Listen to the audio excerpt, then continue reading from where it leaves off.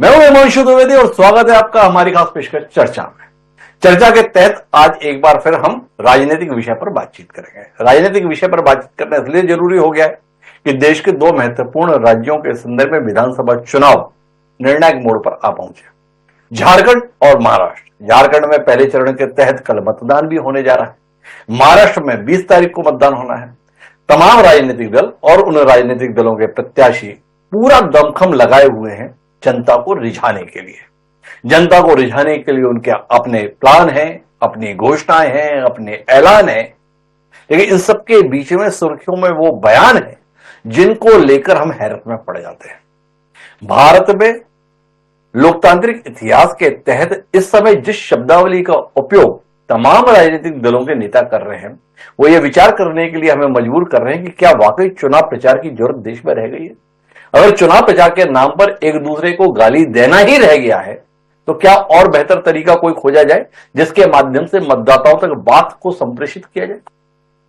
तो आज हम इसी पर बात करें और ये बातचीत करने का हमारे पास कारण यह है कि हमारे पास कई ऐसे बयान सूची के रूप में हैं जिनको लेकर हम हैरत में पड़ जाते हैं कि अगर किसी क्लासरूम में किसी बच्चे ने इस प्रकार की भाषा का इस्तेमाल किया होता तो अध्यापक ने उसके साथ क्या व्यवहार किया होता।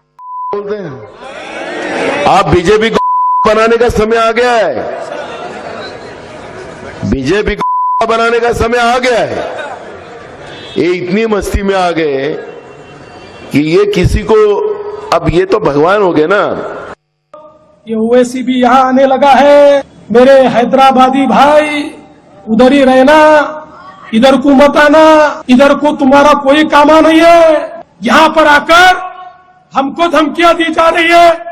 यहाँ पर आकर औरंगजेब का महिमा मंडन हो रहा है। मैं बता देना चाहता हूँ, भारत का जो सच्चा मुसलमान है वो भी औरंगजेब को अपना हीरो नहीं मानता। अरे औरंगजेब तो आक्रमणकारी था, उसने हम पर आक्रमण किया था। इसलिए सुन ले ओवैसी, कुत्ता भी ना पेशाब करेगा औरंगजेब की पहचान पर। अब तो तिरंगा लहराएंगे पूरे पाकिस्तान पर। ए देवेंद्र फडणवीस, याद रखो तुम मेरी जबान का मुकाबला नहीं कर सकते ना।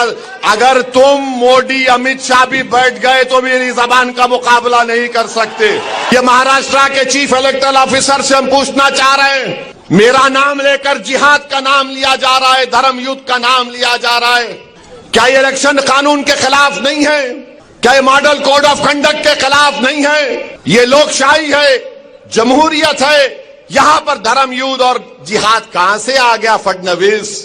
खैर, तुमने बोला, अब तुमको खुजली होगी। अब जब मैं बोलूंगा यहां से, अब तुमने कई एमएलएस को खरीद लिया, चोरी कर ली, तो तुमको क्या बोला जाए? डाकू बोला जाए या चोर बोला जाए?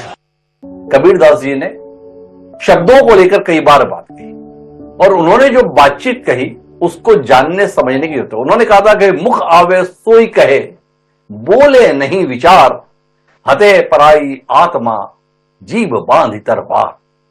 मतलब कितने ही मनुष्य जो मुख में आया बिना वचारे बोलते ही जाते हैं। ये लोग पराई आत्मा को दुख देते हैं, अपनी जीवा में कठोर वचन रूपी तलवार बांधकर जो ये इस्तेमाल करते हैं। इस संदर्भ में कबीरदास जी ने चेताया था।